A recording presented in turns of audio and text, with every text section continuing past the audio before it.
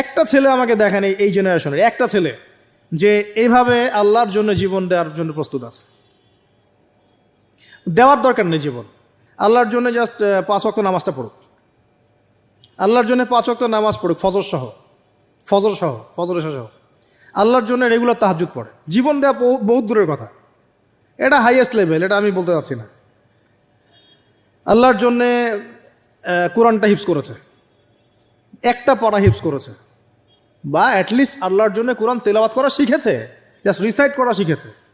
আল্লাহর জন্যে মানে কোনো মাদ্রাসায় বা কোনো ওস্তাদের কাছে বা কোনো কোর্সে 6 মাস 1 বছর 2 বছর পড়াশোনা করেছে, আল্লাহর জন্য একটু দাওয়াতি কাজ করেছে, আল্লাহর জন্য একটা বই লিখেছে, আল্লাহর জন্য দিন প্রতিষ্ঠার কিছু চেষ্টা করেছে, মানে আল্লাহর জন্য কিছু করেছে।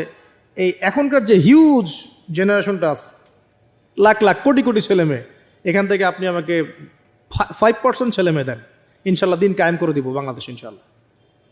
5% দেন, খালি খুঁজে বের করেন, প্রত্যেকটা ঘরে ঘরে একটা করে এরকম ছেলে আছে নাকি?